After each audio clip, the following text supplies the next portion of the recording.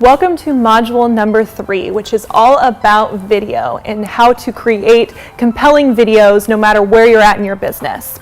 So let's chat. I'm a big fan of videos. In my professional life, whenever I've posted a video on Facebook or on my social media, it usually gets way better results than just kind of a static post with an image. So I'd really encourage you to adopt video and include it in your social media strategy. We're dedicating a whole module to helping you get out there and get on camera, because I know it can be a challenge. It was challenging for me at first because you have all these types of insecurities, at least I did, with like, oh, I don't like the way I sound, or oh, I don't like the way I look. But I'd really encourage you to not think of it that way, not be overly critical of yourself, and more focus on what value can I deliver to my clients and how do my clients want to be communicated with. So video is very compelling and powerful. You can say a lot more than you can say, like I said, within just like an email or a picture. And it's really a great way to reach out and connect and to get your clients' attention. So I'd encourage you to adopt it and encourage you to start filming your video. Another question I get a lot with regards to video is, what do I create my video about? I'm not sure. So what I've seen that I really like is doing quarterly market updates on your local market. So filming a quick video, kind of educating your clients on where the market's at. Is it a buyer's market? Is it a seller's market? Is it both? Whatever. Any specific information to your community that you can share is great. Another video piece that I've seen a lot of real estate agents doing lately is business spotlights. And those are really great because, again, they put the focus back on the community. And a business spotlight is when an agent goes out into the community, meets with a business vendor or someone in their network, and explains what their business is, what services they provide, and kind of introducing that business to their network. So that's another great idea. If you do any kind of like client parties where you get your community together, you can always film some great video footage there. So there's just a couple ideas. We've included more in the resources within this module. Check those out. That should help you get a head start on video. So some other questions that I have got are, how often should I create a video? So that's an excellent question. I know it seems, overwhelming trying to start creating a video. It seems like it would take a lot of time. It doesn't have to, and I'm going to give you some tips to kind of help it move quicker and so that you're not spending a ton of time on your video. But I would really encourage you to try to create one video a week. If that seems like it's just too much for you right now, you can go back to one a month, but definitely no less than one a month.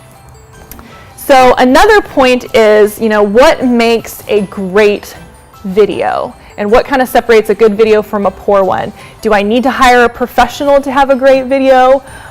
Or can I do a great video myself? So my answer to that is that it doesn't necessarily, you don't have to hire a professional to get great video content. What really is key is the actual content itself. So what are you delivering? Is it useful? Is it helpful? Is it relevant? And if it answers those questions and it's something that would resonate with your audience, that's what's going to be the difference between a great video and a not so great video. Now, depending on where you're at in your business, you might want to hire a professional. If you're working with like really high-end home buyers, or you're in a luxury market, then maybe your brand is a little bit more on the luxury side and you're going to want to hire someone to come in and get that really high quality footage. But there's definitely something to be said about some of these kind of just homegrown, more organic videos that people are taking on their cell phones. I know in my professional experience, the videos that I've actually filmed on an iPhone versus having a professional photographer come in have actually performed better. And I think that's just because people, don't want to be sold to or promoted to on social media. I know that's why we're here and we're trying to market our businesses, but we're going to try to do it in a way that seems organic and that will be engaging. So my answer is no, you don't have to hire a professional. Not that there's anything wrong with that, but if you're on a little bit of a budget, I'd say that shouldn't hinder you from getting started on video. And now we're going to jump into some tips on how you can create a great video without hiring a professional. And I've brought my friend in, Franz, who is a professional photographer and videographer, and he's going to kind of share some tips and tricks that he's learned in his experience that you guys can start incorporating. So let's go talk to Franz. Hi Franz, how you doing? Doing great, thank you. Okay, cool. Well, thanks for joining us today. I'm really excited to tap into all your knowledge. Franz and I have worked together on and off for the past 3 years at a lot of different events, and he's just really been a great resource for me with upping my video and photography game, and I'm really excited that I get to share him with all of you. So let's get started. I want to film my first video and I can't afford, or I don't want to hire a professional. So what tools do I need, and do I need to buy anything? I think you have a tool already with you at all times. That's a great one. It's got camera, it's got sound, everything you need. And you can even edit your videos. Clip away the beginning, clip away the end. You're set. So you're saying as long as I have like a smartphone, an iPhone, I should be able to get started? You should be able to get started. Okay, cool, perfect. I like that, simple. So I definitely have an iPhone. So now I'm gonna get started on my video, and let's say I wanna shoot something outside. Is there anything that I should be, kind of worried about, or should I be, looking out for when I'm shooting my first video outside? The sun is what you should worry about. Actually, this plane that's flying overhead too, that's probably not background good. noise? Actually, when we're talking about sound, if you're using a phone, the microphone is right here. So if you're in a noisy environment, you just bring your camera a little bit closer, and then the sound drowns out a little bit more. If you're further away and you're in a quiet neighborhood, you can afford to do that. So let's assume we're in the bright sun, which unfortunately we're not, because it's... San Diego's not showing up for us today. No sun here today. It's June gloom, sorry guys. But you know how it is. The sun is blinding you, you're squinting, you have part of your face is in shadow, you can't even see your eyes. I've filmed a video like that before many a times. It's not good. You want to move away from the sun. So a lot of times, this is a great spot here where this garage door, light comes in, but the shadow line is right here.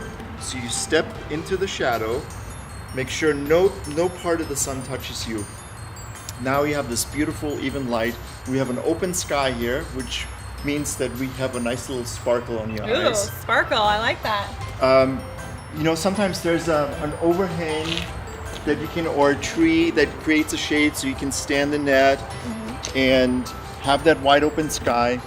And then you just gotta watch for your background. Keep the background simple. Like, here's a great example. Dumpster. So that's not a good situation right here. So you wanna avoid that. You don't want this in your background of your video. There's a beautiful door right there. That could make a nice little background, assuming that there's no sun. So hey, if you have an overcast, rainy day, those are great for filming. Those are wonderful. So great background. Can we go inside to show you some other ideas? Yeah, so let's go inside and explore what you can do to maximize your indoor space and film really great videos, both not just outdoors, but also indoors. So let's go, we'll see you in there. Obviously, that's too dark in here. You can't record anything. Yes. So here, this little lobby right here, that's got great light actually, but you have to film in the right direction.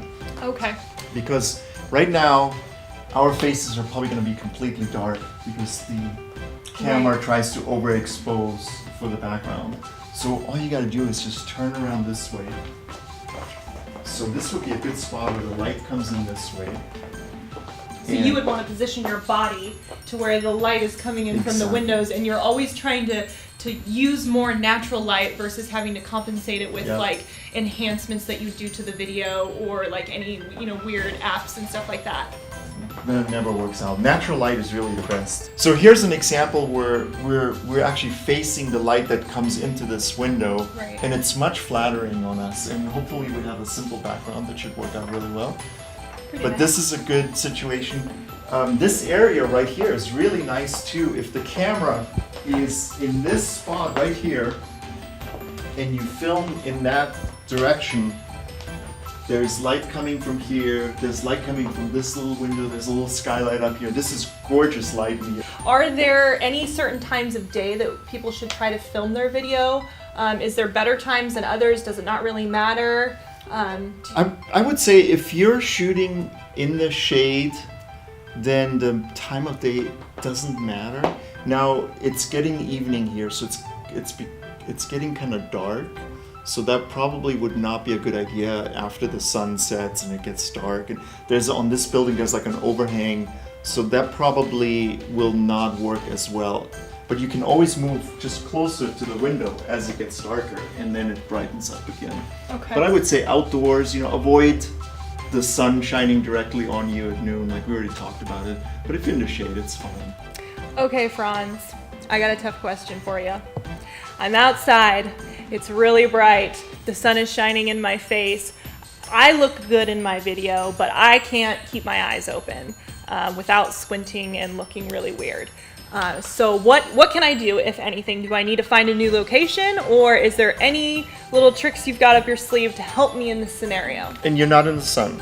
You're in the open shade. It's just overcast. It's super bright. Yes. What you can do is you look at the brightest part. Maybe it's a white wall that's right next to you. You look at that white wall with your eyes closed for maybe a minute or so. Just keep looking, keep looking, keep looking. And then you slowly open your eyes. And then you get a few minutes of that relief where you can videotape your segment. So you can actually like desensitize your eyes without obviously harming them to that light. Yeah, you get used to it. If you're ever out in the sun and this happens to you, just close your eyes a minute, maybe 2 minutes. Make sure your eyes are closed when you're looking at the brightest part of the sun.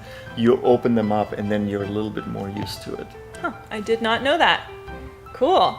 Well, I thought I was going to stump you with that one, but apparently not. So my next question, and kind of like my final question, I think, is what if I want to increase the quality of my sound? So I'm filming on my smartphone, which probably isn't like the best quality sound, but I also don't want to invest in a lot of crazy equipment. Is there anything out there that I can buy that's, in the $50 to $100 range that will help me dramatically increase the quality of the sound? They definitely make little lavalier mics that you plug onto your chest. Like you have one right here. I'll be your model. Right here. It's this little tiny thing. And it can either connect with a cable to your phone, or they make devices with Bluetooth that is wireless. And it's a huge step up in quality when you do that. For your overall video quality, they always say that people listen to the sound more than they actually look at the image. So if you can do that, that's a huge improvement. Very cool. So I can go online and order this lavalier mic. And are they easy to operate? Are they pretty simple? I believe it's on and off. Okay, well, I think I can handle that. Can you guys handle that? Hopefully. Okay, cool. So do you have any other tips before we close this out? I think that's it. Just the biggest tip I can give is just do it. Just go out and film something. Get started on it. Yeah, and that's really kind of where I want to close this out is hopefully you found these tips helpful. Hopefully they kind of gave you some some resources and some tools in your tool belt that you can take when you're going out and you're filming, and you can feel prepared, and you can feel like it doesn't need to be overwhelming, and you can know that you're going to get a quality video from, like we said, your smartphone. But the biggest thing and the biggest piece of advice I think both of us can give is just to do it. I know it's uncomfortable, it might be out of your comfort zone, but the sooner you get started, the better. You'll find that it's not as difficult. Your first ones might be a little rough, but that's okay. Get out there, try it, and 9 times out of 10, the response that you're going to get is going to be overwhelmingly positive, and that will give you the confidence you need to continue on and get to the point where you can create a video every week. But you're not going to do it, you're not going to get there if you don't start. So my goal for you is this week, get started on your first video. You'll see the action steps beneath the module and beneath this video. Complete that and you'll be good to go.